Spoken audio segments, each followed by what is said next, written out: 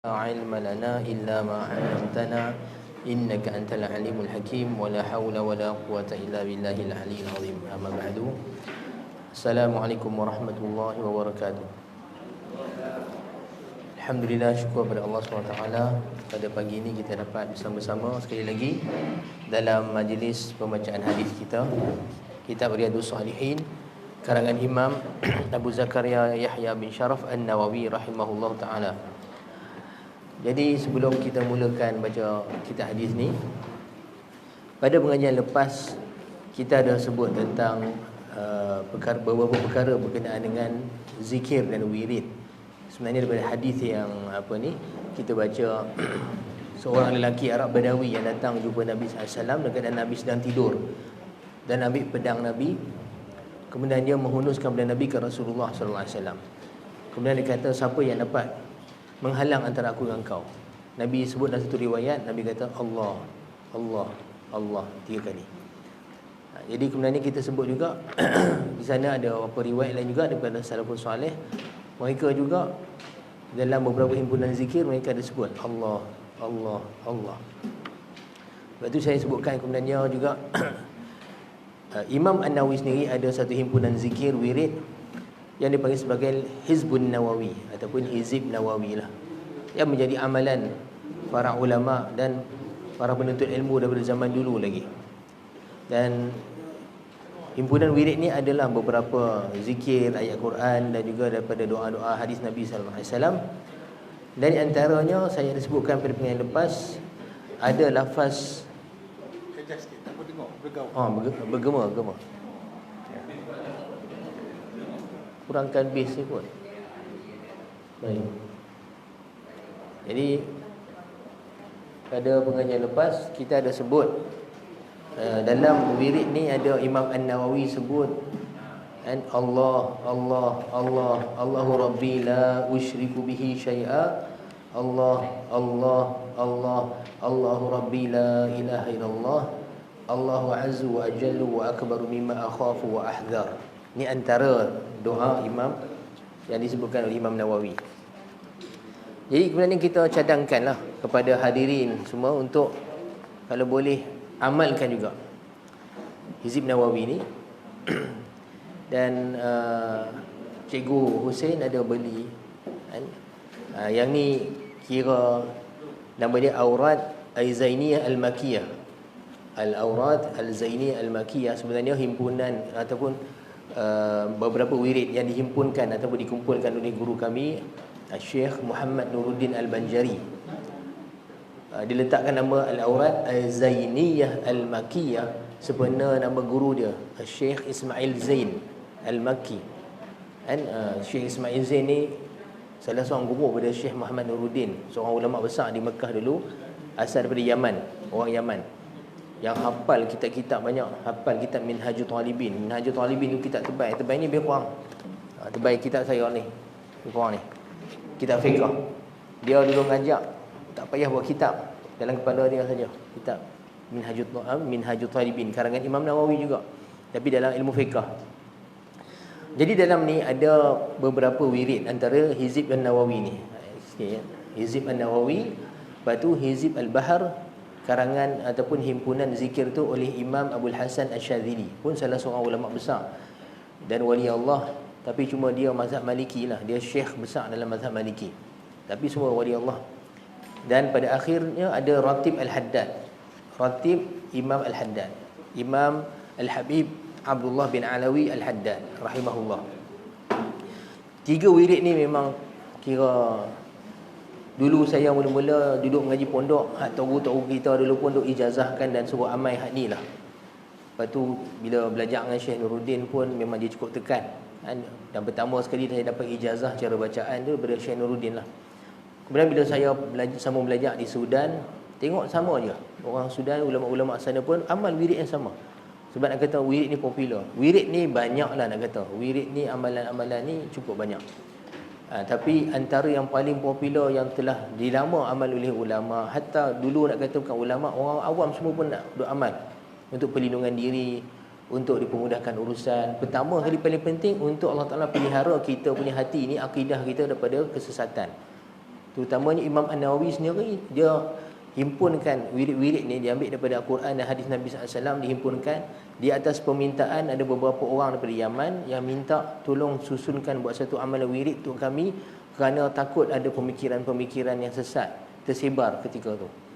Jadi tuan-tuan, kalau kita lihat zaman sekarang ni lebihlah patutlah kita amal sesuatu amalan yang minta Allah Ta'ala pelihara akidah kita.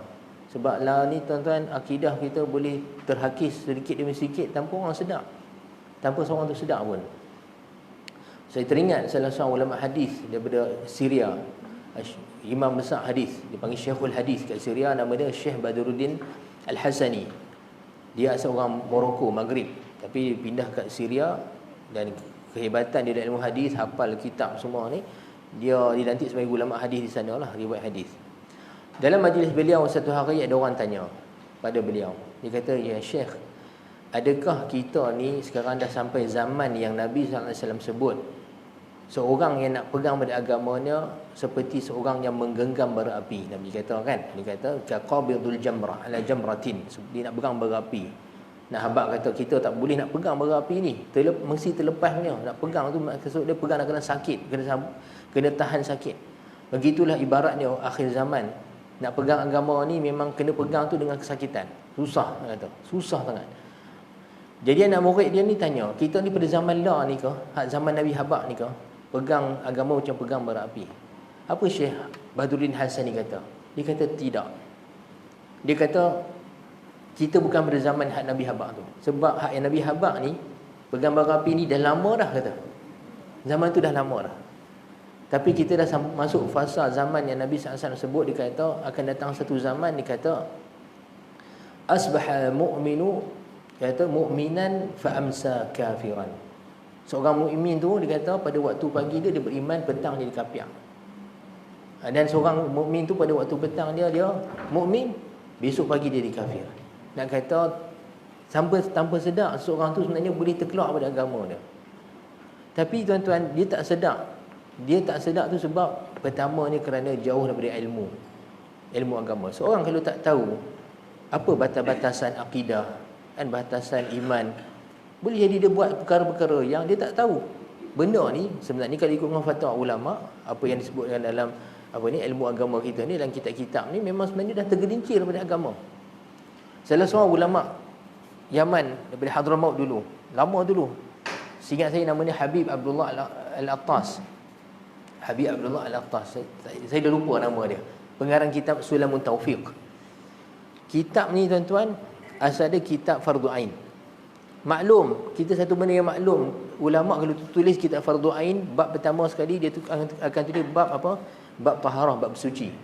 Sebab asas kita nak buat ibadah apa semua, kena tahu bersuci dulu. Tahu jenis ayat, perbahagian ayat mutlak, ayat tu pada ayat mutlak, ayat tahur, ayat tahir, ayat musyammas. Seperti mana kita belajar dalam fiqh lah.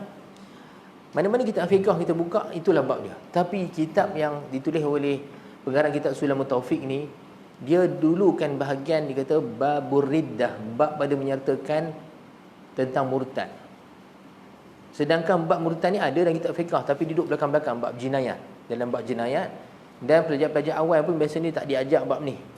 Belajar dulu bab bersuci, bab solat, bab puasa, bab zakat apa semua. Bila dah masuk depan-depan tu, barulah bab riddah, bab jenayah. Tapi dia kata dia letakkan bab ni awal kerana pada zaman dia, tu zaman dulu tu, dia kata dah ramai orang tak sedar. Mereka cakap benda-benda duk gurau ke apa semua, ataupun cakap dengan kena marah, perkara-perkara yang menyebabkan jatuh hukum kufur. Begitu juga perbuatan macam-macam. Kalau kita baca kitab ni, kita pun terperanjat, tu dia, tak sangka benda-benda macam ni kadang-kadang boleh jatuh hukum kufur. Nampak noh, bahaya. Itulah tuan-tuan, banyaklah. Semalam sendiri pun ada beberapa soalan saya mengajak ke Sungai Siput, orang tanya. Nak kata dia satu cikgu tu tanya. Cikgu tu orang Kelantan, masya-Allah, dia cikgu sekolah Methodist. Tapi ilmu agama dia bagus. Saya pun hormat dia. Hafal hadis apa semua. Tapi dia pun tanya saya, kata, ada kawan dia duk bergurau. Ada beberapa jenis gurau lah. Dia kata macam mana? Gurau, setengah gurau tu tak boleh gurau lagu tu. Dia boleh jatuh hukum kufur. Tentang pemain-pemainkan agama kan. Senda-senda, tak boleh. Baik. Jadi tuan-tuan, zaman sekarang ni manusia memang attach sangatlah dengan media sosial ni. Facebook, Twitter. Saya ni pun ada akaun Facebook dengan WhatsApp dia lah. WhatsApp sebab kita nak berurusan apa semua, Facebook pun sebab dah lah ni semua orang pakai kan. Dan memang ulama-ulama pun ada Facebook masing-masing. Saya pun duk join lah, like pengajian-pengajian, dapatlah mengaji secara online. Kadang kita tahu jadual pengajian apa semua. Tapi ada banyak akaun-akaun media sosial saya tak ada. Instagram saya tak ada, Instagram, Twitter apa semua. Tapi kenalan-kenalan saya habaq kata, ustaz kata Facebook ni kira okey lagi. Ustaz kalau masuk apa tu dipanggil Twitter tu dia kata orang Melayu kita, budak-budak muda kita hari ni memang murtad tu dah terang-terang banyak kata. Depa duk bincang tentang apa ni lah, tentang nak join grup-grup keluar pada agama macam-macam kat sana, perbincangan-bincangan yang free thinker kononnya lah. Free thinker maksud dia atheist, tak percaya pada agama. Macam mana sampai jadi lagu tu tuan-tuan? Kita risau. Kita risau sebab kalau kita lihat hari ni generasi kita ke atas kan, saya dan sampai ke tuan-tuan ni, boleh jadi kita ada gap yang jauh dengan anak-anak muda sampai sekarang. Ini risau saya. Dan inilah antara sebab tuan-tuan saya memang nak sangat berazam sangat nak buat Mahat Tahfiz tu. Bukan sekat tahfiz, kita nak cubalah buat satu didikan anak-anak muda ni. Saya sebenarnya tahfiz saya bukan, saya tak letak nama Mahat Tahfiz. Tuan-tuan tengok Mahat saya nama Mahat Syekh Abdul An-Nakhibi. Sebab saya bukan sebenarnya niat saya untuk letak tahfiz saja. Cuma sekarang ni yang mampu buat tahfiz dulu. Untuk apa ni, didik anak-anak ni dengan Quran. Tapi kalau ada kemampuan besok saya nak buat bangunan, nak membesarkan apa semua, saya nak buat Mahat Tafaqquh Fiddin, nak baca kitab macam ni. Hak ni pun penting. Saya selalu pesan anak murid saya, Pak Tafiz kata, jangan duk ingat apa 30 juzuk Quran ni kita dah hebat lah. Belum lagi, itu baru asas. Kan saya kata banyak lagi ilmu nak kena belajar. Dan saya memang sarankan mereka kalau habis tahfiz ni sambung ngaji lagi lah. Mana-mana pengaji pun tak apa kan. Yang pentingnya ahli sunnah wal jamaah, ikut akidah yang betul. Tapi semua saya sendiri nak offer mereka, kalau nak main mengaji lagi dengan ustaz. Banyak lagi ilmu kita nak kena ni semai. Itulah cita-cita kita, mana yang mampu kita nak selamatkan generasi kita. Jadi tuan-tuan, itulah amalan wirid ni penting. Amalan wirid ni sangat penting tuan-tuan. Dan kita kalau istiqamah buat 40 hari, tuan-tuan perempuan sendiri akan dapat rasa sendiri. Tak payah nak habaq orang-orang. Sebab benda zauq ni, benda rasa ni, dia tak boleh cerita kadang. Nampak no? Dia benda mana boleh cerita. Kita makan madu sidir Yaman, kita nak cerita pada orang yang tak pernah makan macam mana rasa madu ni, dia tak boleh cerita tuan-tuan. Dia kena kan, ambil satu sudu, suapkan mulut dia, hang rasa sendiri, sedap, macam itulah rasa dia. Kita nak buat pembentangan cerita tentang madu sidir, nak bagi orang describe sampai orang tu faham, takkan faham. Benda kena rasa. Jadi benda itulah banyak perkara-perkara rohaniat, benda spiritual ni, dia tak boleh nak cerita, dia kena rasa sendiri. Rasa sendiri itu dia kena amal sendiri. Kita kena ada mujahadah kita, ada zikir kita apa semua. Lepas buat tu baru kita tahu macam mana rasa dia. Macam itulah rasa wali-wali Allah. Itu pun kita rasa tu baru sikit sangat. Lazat tu, lazat ibadah, lazat zikir tu. Jadi saya sarankanlah, bukan wajib no. Tuan-tuan perempuan boleh dapatkan wirid ni, buku ni. Dalam ni dah ada banyak, dah ada manzil, ada beberapa ayat Quran. Manzil ni karangan Maulana Muhammad Zakaria Kahdalawi. Beberapa yang punya ayat Quran untuk perlindungan diri kita daripada terutama ni gangguan jin syaitan. Dan jin dengan syaitan. Lepas tu akhir belakang-belakang ni adalah sikit selawat, doa. Tapi yang penting 3 wirid tu dalam ni ada Hizbul Bahri, Hizib Nawawi dan Ratib Al-Haddad. Jadi Cikgu Hussein tadi kata siapa yang berminat, mungkin kalau nak beli tulis nama. Lepas tu mungkin Cikgu Hussein boleh tolong uruskan belikan terus. Sebab cetakan ni Pustaka Darussalam kat Kedah. Cikgu Hussein orang Kedah. Nanti kotlah boleh uruskan. Tapi siapa-siapa nak beli kat Shopee boleh je, ada kat Shopee. Tengok ni, cari sendiri lah kan. Kat Shopee nak order pun boleh je. Tapi kalau nak beli nanti boleh nak bagi nama kat Cikgu Hussein. Bagi nama, boleh beli banyak-banyak sekaligus. Baik, insya-Allah.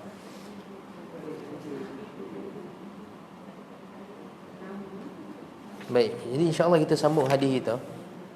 Masih lagi dalam bab yakin dan tawakal. Baik ya.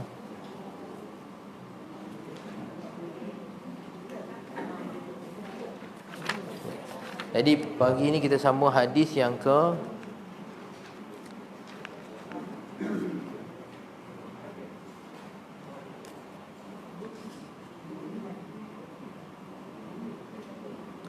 hadis ke-80 kan, hadis ke-8, hadis ke-7 kan, 9.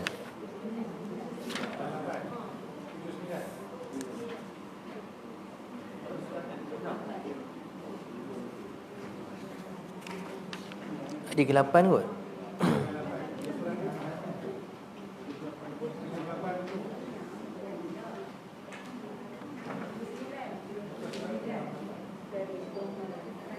Mana?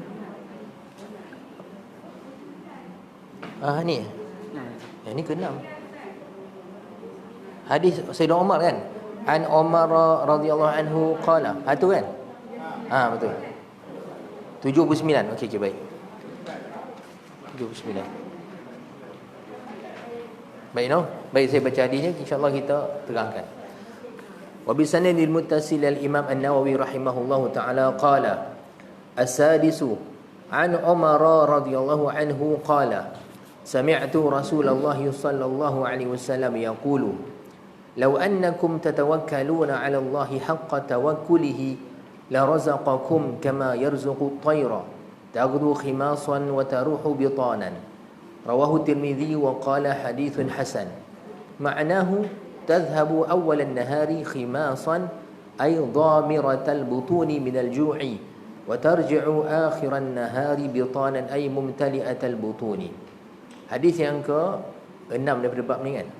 Daripada Sayyidina Umar radhiyallahu taala anhu qala, dia berkata, aku telah mendengar Rasulullah sallallahu alaihi wasallam bersabda yang bermaksud, kalaulah kamu semua ni bertawakal pada Allah SWT dengan sebenar-benar tawakalnya, nescaya Allah SWT akan memberi rezeki pada kamu seperti mana Allah Ta'ala memberi rezeki kepada burung-burung. Burung-burung tu keluar daripada sarangnya dalam keadaan perut kosong, kemudian dia balik pada waktu petang dengan perut yang penuh, kenyang. Hadis ni riwayat Imam At-Tirmidzi dan beliau berkata hadis ni hadis hasan. Hadis hasan ni maksudnya hadis ni tak sampailah syarat hadis sahih, tapi dia bukan hadis dhaif. Dia bukan hadis dhaif. Dan Imam Nawawi kata makna hadis ni, dia kata sebab perkataan yang digunakan oleh Nabi SAW ni agak tinggi bahasa dia, jadi dia terangkan pula. Dia kata maksud dia keluar daripada waktu pagi itu dalam keadaan perut yang kosong, dalam keadaan lapar, dan balik pada akhir petang dalam keadaan yang penuh, perutnya penuh, kenyang. Baik. Hadis ni sebenarnya sikit sebanyak kita telah pun bincang makna dia pada pengajian yang lepas, iaitu tentang konsep tawakal yang sebenarnya dalam Islam.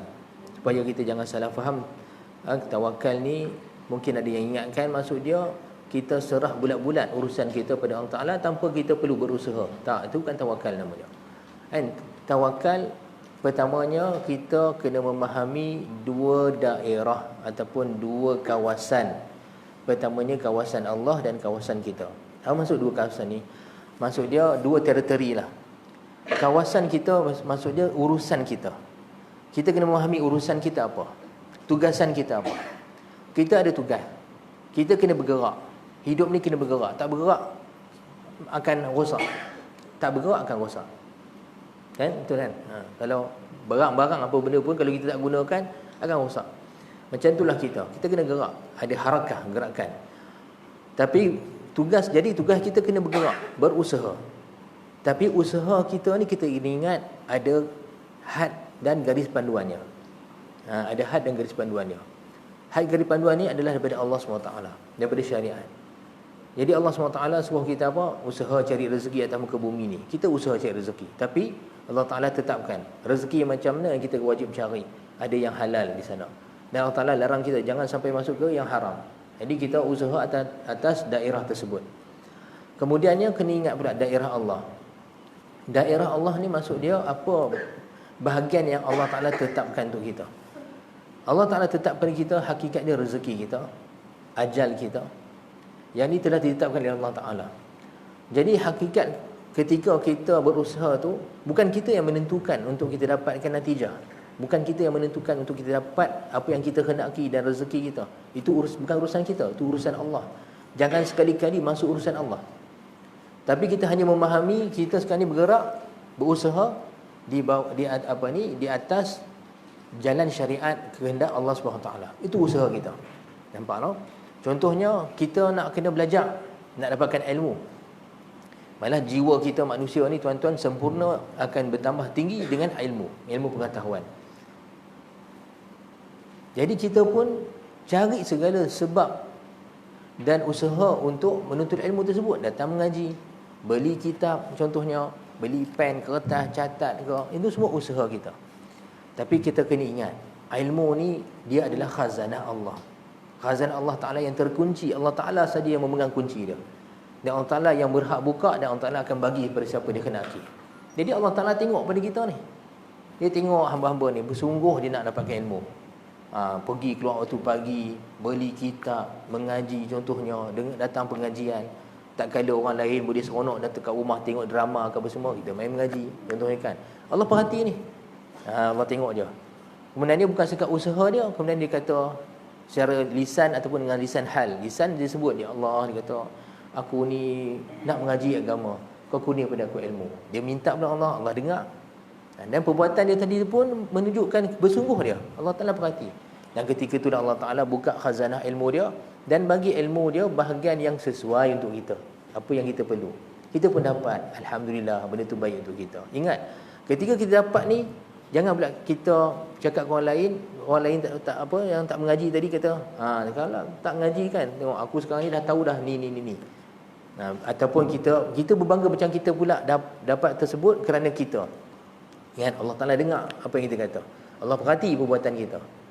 Jadi ketika itu, asal tadi dah elok dah cantik, tapi bila kita kata aku dapat ilmu sekian-sekian kerana aku mengaji, kerana aku pandai apa semua, ketika tu tuan-tuan bayangkan, bayangkan macam mana adab kita dengan Allah Ta'ala tadi.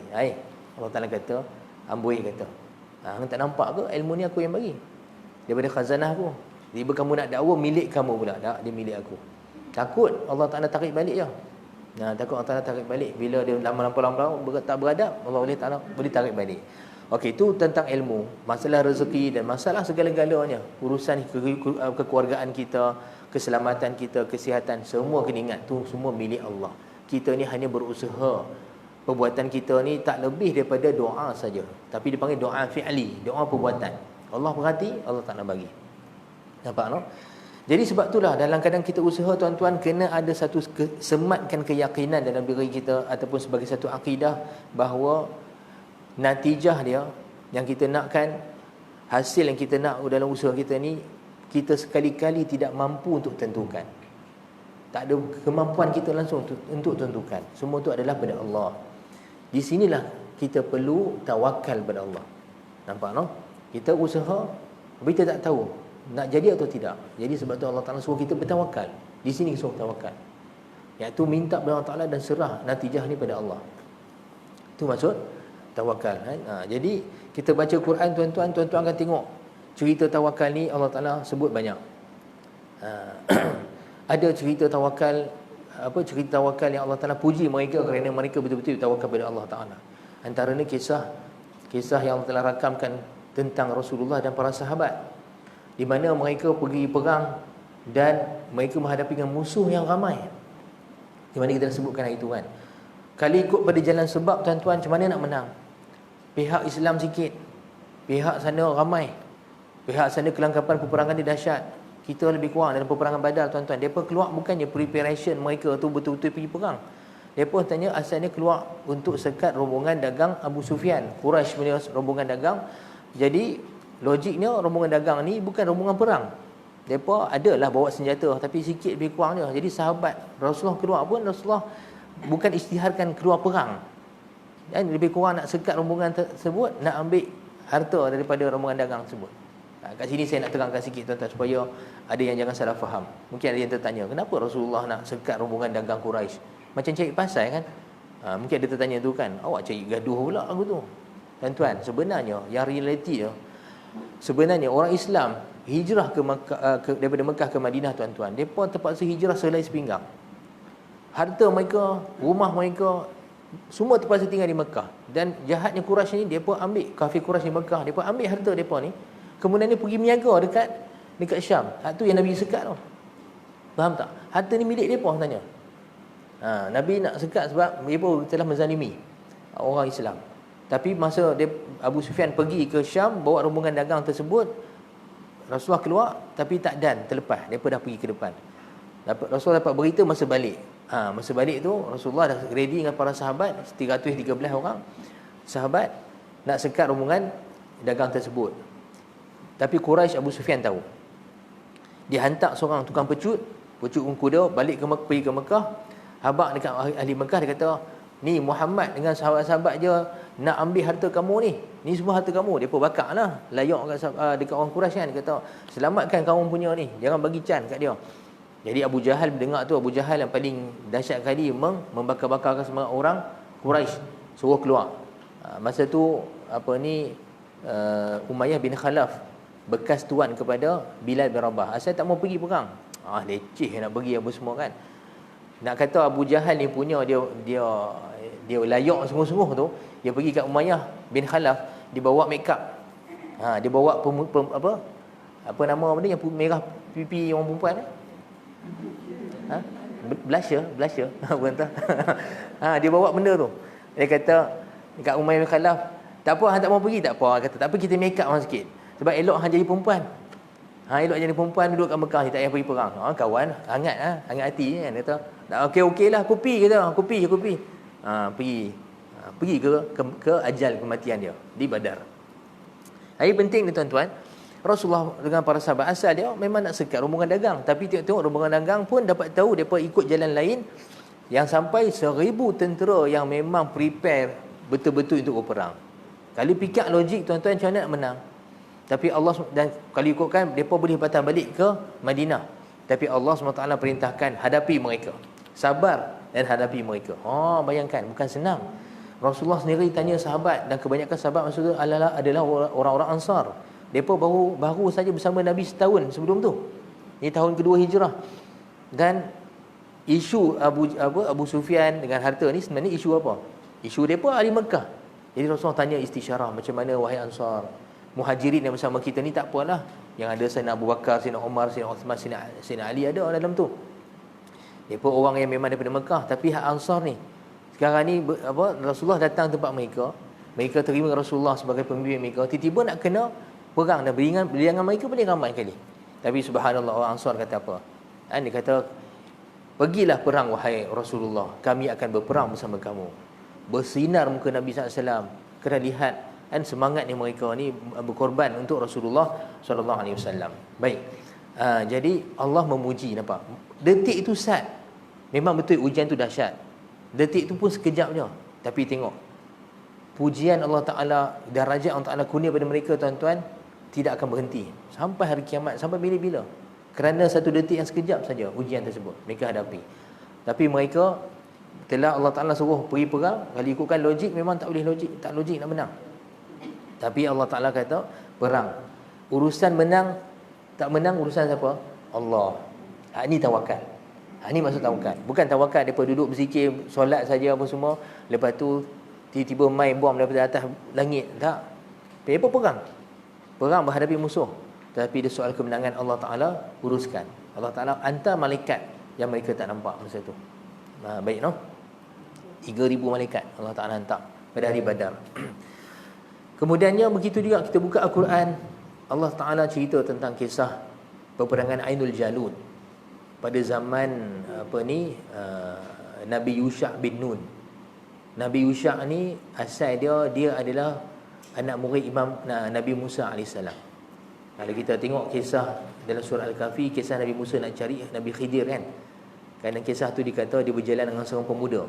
Pemuda ni Nabi Yusha'. Pemuda ni adalah Nabi Yusha' bin Nun. Selepas wafatnya Nabi Musa AS, dialah yang mengganti Nabi Musa AS.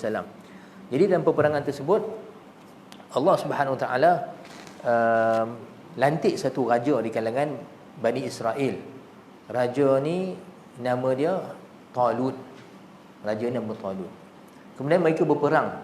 Mereka pergi berperang, yang mana kumpulan mereka pun sedikit berhadapan dengan tentera Jalut yang ramai.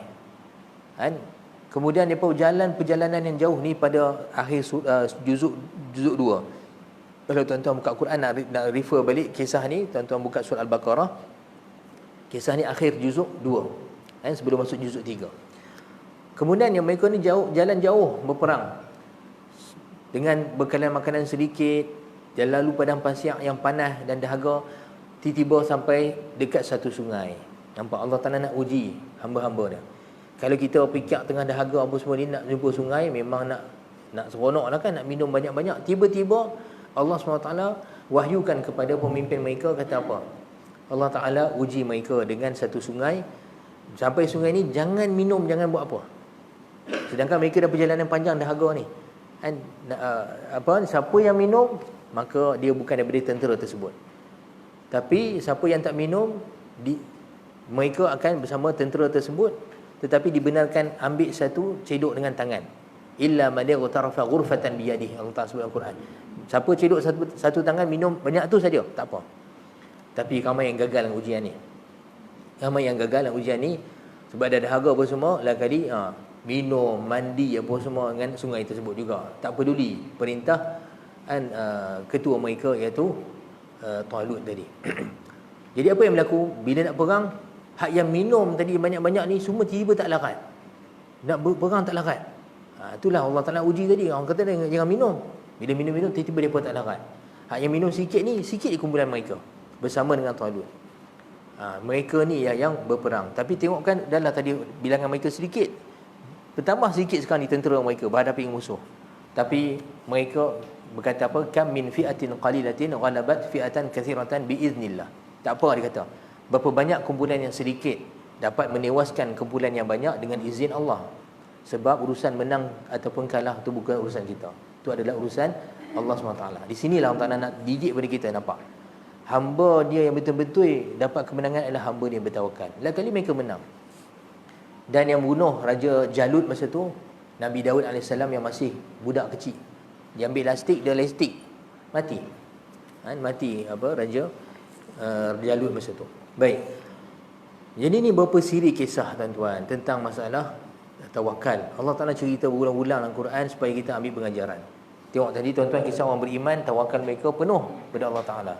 Kisah Jalut tadi, ada yang tawakal, ada yang tak tawakal. Ada yang gagal.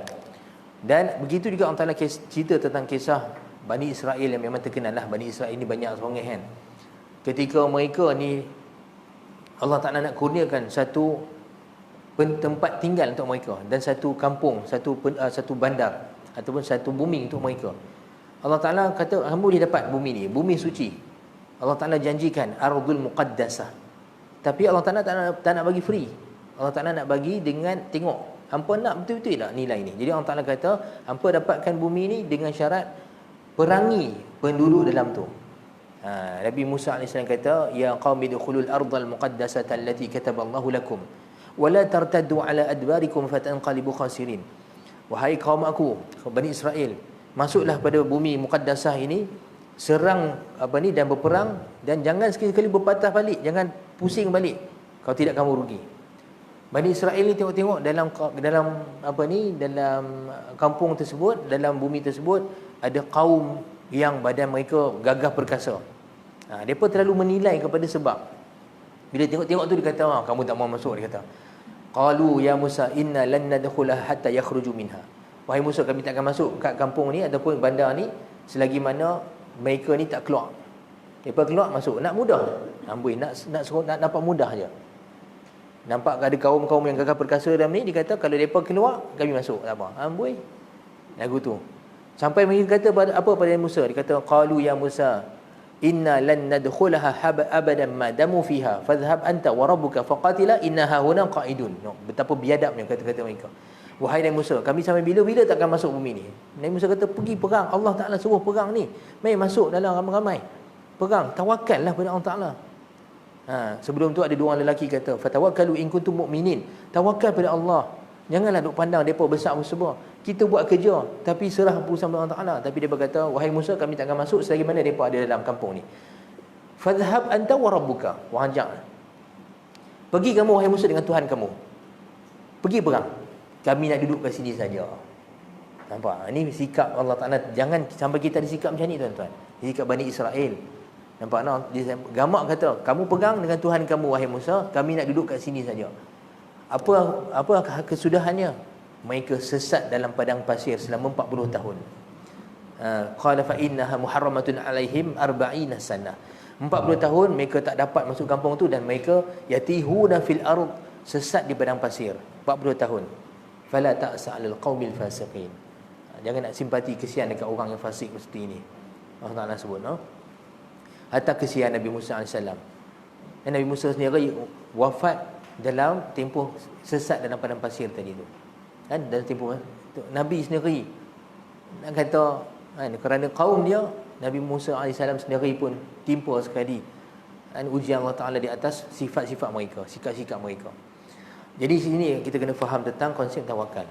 Jadi Nabi sebut dalam hadis ni, kalau betul-betul tawakal, tengok burung, burung keluar, dia perut kosong, perut kosong, tapi dia usaha terbang cari rezeki, tapi dia akan balik kenyang. Dia akan balik kenyang, ada rezeki dia. Usaha cari keluar tu pagi, cari rezeki, tapi kena ingat Allah Ta'ala tetapkan rezeki tersebut, ada pada waktu siangnya. Sebenarnya hadis ni kalau nak syarahkan, dia ada syarahan ikut makam-makam dia, tuan-tuan perempuan. Maksud saya, kita sebagai orang biasa, layman ni, ada konsep tawakal makam kita. Tapi bertambah tinggi iman seorang, tuan-tuan, kefahaman tawakal ni lebih dalam, lebih dalam. Begitulah wali-wali Allah yang besar-besar, mereka adalah makam tawakal mereka lain sikit daripada kita. Sebab tu kadang-kadang kalau kita baca kisah wali-wali Allah, tak payah jauh, tuan-tuan. Baca kisah Sayyidatuna Maryam saja dalam Quran. Allah Ta'ala cerita apa? Maryam ni makanan memang hantar serve dekat bilik dia. Dia tak keluar langsung cari makan. Tuan-tuan, kita jangan duk bercerita-cerita lagu tu lah. Sebab kita bukan makam Sayyidatuna Maryam. Yang ni dipanggil dalam tasawuf, dipanggil makam tajrid. Tajrid ni memang keinginan dunia dah zero, tak ada langsung. Dia tak mau. Bila dah zero dunia ni, tuan-tuan, dalam hati kita, dia akan mai dunia. Mai ikut keperluan kita. Tapi kita dengan tamak dunia macam-macam lagi, tuan-tuan, dah harap pula macam Maryam, mai makanan masuk dalam bilik kita sendiri, tak ada lah. Tak ada lagu tu, no? Sebab Allah Ta'ala bermuamalat, berinteraksi dengan kita, tuan-tuan, berdasarkan makam kita, iman, kadar iman kita, dan kadar kepercayaan kita, dan juga tawakal kita. Nampak, no? Dah kat 10, berhenti sini kau. Baca satu lagi hadis lagi, boleh? Tapi hadis depan ni panjang. Kalau baca panjanglah pula. Baik. Ataupun kita buka soalan, kalau siapa ada soalan. Saya minta maaf tadi terlambat sikit. Ada urusan tadi. Ada soalan tak daripada kalau ada apa-apa pertanyaan berkenaan? Ya, tuan. Boleh Okey, memang saya secara jujur ya, selalu saya nak bincang tentang masalah zikir Allah ni.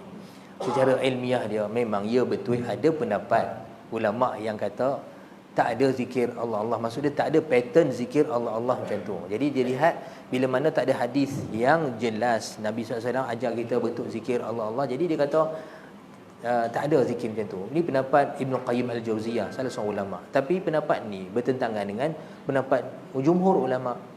Jumhur ulama boleh sebut kata Allah. Sebab pertamanya dalil Quran secara secara jelasnya Allah Ta'ala suruh kita sebut nama Allah.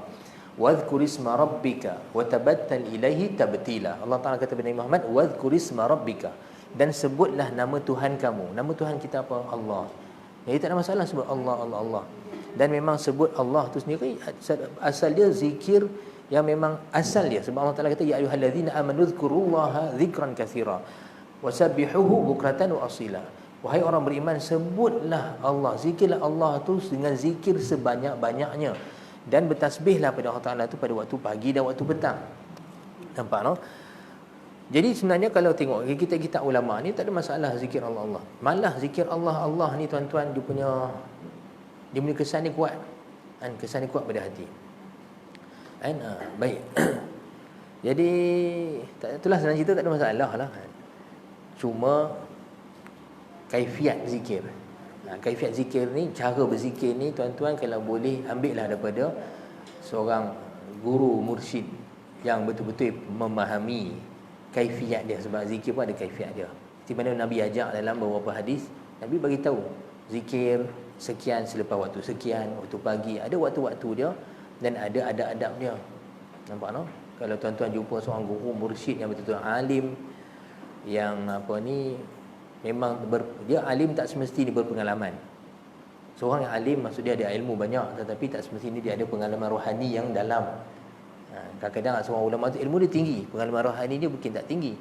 Seorang tu ulama tu mungkin ilmu dia tak berapa tinggi, tetapi pengalaman rohani dia tinggi. Boleh jadi lagu tu, boleh jadi dua-dua. Ilmu dia tinggi, pengalaman rohani dia pun tinggi. Pengalaman rohani ni berdasarkan mujahadah dia. Mujahadah dia sepanjang dia daripada dulu lagi lama dia mujahadah. Mujahadah ni memang dia betul-betul dah bunuh nafsu amarah dia lah. Nafsu amarah ni nafsu yang suruh kita buat jahat. Kalau kita masih lagi asal kata nafsu kita suruh buat, kita pun terus buat, ni memang nafsu amarah bisu, ni nafsu paling teruk sekali. Naik upgrade, kita mujahadah sampai naik upgrade, nafsu kedua dipanggil nafsu lawamah. La uqsimu bi yaumil qiyamati wa la uqsimu bin nafsi lawamah. Nafsu lawamah daripada perkataan laum. Laum maksudnya cela. Nafsu yang mencela. Mencela ni maksud dia bila dia buat jahat, dia cela diri dia sendiri. Tapi dia pun kadang-kadang duk macam tu lah. Duk, yalah, atas nafsu dia suruh buat, sekali dia gagal. Tapi dia akan cela diri dia. Dia tak suka. Dia tak suka jiwa dia buat jahat. Dia akan cela diri. Hak amarah tadi ni, dia okey. Buat jahat okey. Siap syok siap. Ni nafsu amarah. Paling teruk kali. Jadi upgrade sikit dengan mujahadah kita, dengan zikir kita, dia akan naik nafsu lawamah. Bila buat jahat, dia rasa macam awal lah aku ni. Duk geram-geram dengan diri sendiri kan, menyesal, nak teriak. Nampak no? Jadi dia kena usaha lagi bertingkatkan nafsu dia tadi, jiwa dia tadi sampai lagi tinggi, iaitu dipanggil nafsu mulhimah ataupun nafsu mulhamah. Boleh baca mulhamah ataupun mulhimah. Kalau mulhimah maksud dia nafsu tu memberi ilham pada kita. Ilham baik. Tapi kalau satu lagi mulhamah, nafsu tu diberi ilham. Ini pun panjang tuan-tuan nak bincang ni tentang masalah ilham. Ada ilham daripada malaikat, ada ilham daripada syaitan. Nampak no? Jadi nak kena tahu nafsu kita ni duduk tahap mana. Okey, kemudian ni kalau seorang tu bermujahadah dengan itulah, saya kata tadi kaifiat zikir, dengan apa yang dipanggil sebagai riyadhatun nafsiyah, latihan rohani. Kan? Latihan rohani kita buat sampai yang paling, yang kira tahap yang kita insya-Allah okey tu, dia panggil nafsu mutmainnah. Nafsu mutmainnah ni barulah nafsu ni dia pada tahap nafsu yang layak mendapat pangkat hamba Allah. Barulah dia bersifat dengan sifat hamba. Barulah dia betul-betul melaksanakan tugas dia yang Allah Ta'ala khendaki pada kita, iaitu wa ma khalaqtul jinna wa insa illa liya'budun. Tidaklah aku jadikan jin dan manusia melainkan hendaklah mereka menjadi hamba pada aku, yang mengabdikan diri. Tapi jadi hamba ni tuan-tuan bukan semata-mata kita solat, berdiri, sujud apa semua dengan action semata-mata. Hamba tu sebenarnya dia terbit daripada dalam ni. Solat ni memang wajib tuan-tuan, yang salah faham maksud saya kata solat tu zahir saja. Tak. Solat memang kena buat lah. Tapi solat tu baru dia punya zahirnya.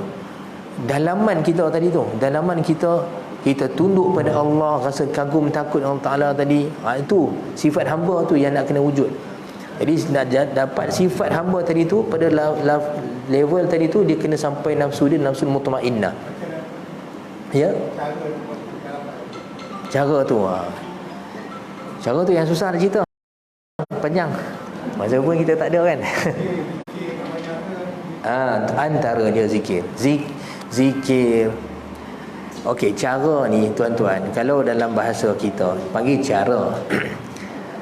Dalam bahasa Arab, salah satu makna cara ni adalah kaifiat satu. Satu lagi dipanggil sebagai at-tariqah. Tariqah maksud jalan. Macam kita katalah, okey, macam mana jalan nak bawa ke sana. Itu dipanggil tariqah. Ilmu sebenarnya nak sampai kepada tu yang dipanggil ilmu tariqah. Ilmu tariqah. Kemudian kita sebut sebagai tarikat. Tapi ilmu ni tuan-tuan, dia terlalu halus. Dia terlalu halus, dan sebab nak dapat benda mahal bukan senang tuan-tuan. Tuan-tuan, diamond senang dapat ke saya tanya? Diamond kalau senang dapat tuan-tuan, terus harga turun. Batu apa ni, sungai pun nak dapat yang elok-elok tu pun kita kena pergi sungai, nak kena pergi naik jugalah, letak perahu ke kan, nak dapatkan batu. Tepi-tepi jalan tak dapat. Itu tara batu sungai, batu diamond lagi payah. Jadi benda yang payah nak dapatnya tuan-tuan, rohani yang tinggi ni, nafsu mutmainnah ni bukan senang dapat. Jadi cara dia susah. Tuan-tuan, jadi sebab itulah tariqah yang sebenarnya nak capai ni bukan senang. Dan bukan senang juga nak menjadi pemandunya. Maksudnya guru mursyid yang betul-betul yang nak bawa tarikat ni bukan senang tuan-tuan. Sebab itulah isu tarikat ni kalau cerita panjang. Kadang-kadang ada senang-senang orang mendakwa guru tarikat. Sebenarnya tarikat bukan benda senang, benda susah sangat. Bukan senang. Tapi nak kata dia adalah satu cara untuk sampai kepada nafsu tersebut, nafsu mutmainnah.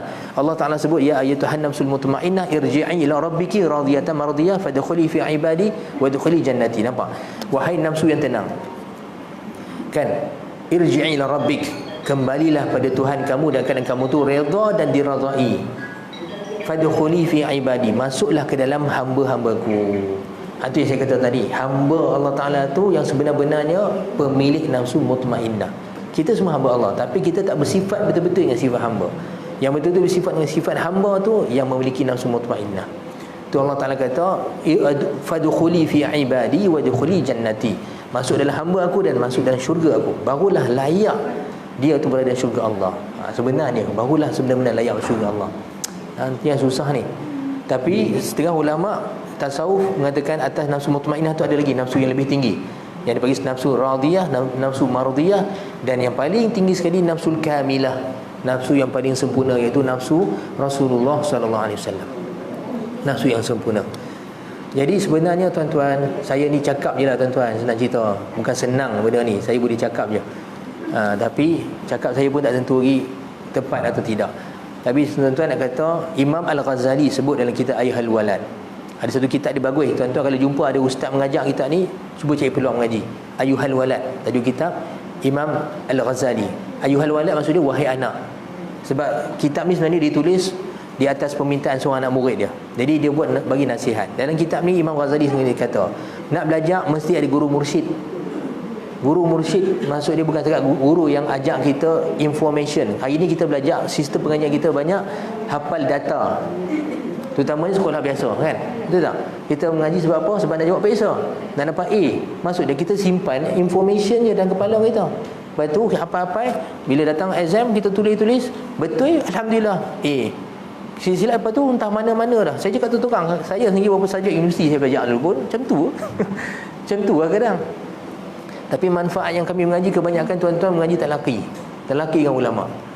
Hatta yang universiti juga kadang tak ada apa pun sangat. Sebab kita lebih pada nak target, simpan maklumat. Tapi tuan-tuan, tentu Imam Ghazali kata, belajar bukan simpan maklumat saja. Belajar hakikat dia untuk mempertingkatkan nafsu kita, jiwa kita, diri kita.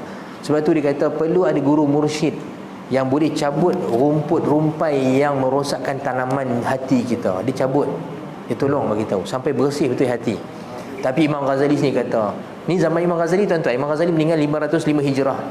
Dia kata, tapi nak cari guru mursyid yang sebenar-benarnya cukup susah, cukup payah. Itu zaman dia, zaman lah lagi lah payah. Tapi ada, insya-Allah ada. Dan ada. Sebab Nabi kata, sentiasa ada. La tazalu ta'ifatu min ummati zahir 'alal haqq. Sentiasa ada umat aku yang mereka betul-betul berpegang pada agama ini. Jadi saya tak mau panjangkan tuan-tuan. InsyaAllah kalau ada persoalan lagi berkenaan ni, kita sambung pada pengajian akan datang. Sebenarnya saya nak travel lepas ni, nak pergi ke Kuala Lumpur setelah lama tak balik. Jadi mohon doa tuan-tuan, moga perjalanan kami selamat sampai. Jadi saya mohon maaf sekiranya ada kasar bahasa, salah silap. Yang baik pada Allah SWT, salah silap kekurangan daripada kekurangan saya sebagai manusia biasa. Aqulu qali hadza wa astaghfirullah li wa lakum.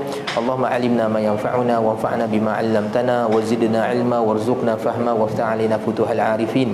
Allahumma waffiqna li ittiba'i sunnati nabiyyika Muhammadin sallallahu alaihi wasallam zahiran wa batinan, qawlan wa fi'lan wa 'amalan, wa amnun 'alaina mahabbatahu wa ba'athna ma'ahu yawmal qiyamati wa ma ashabihi wa ahli baitihi wa sa'ir salihin ya rabbal alamin.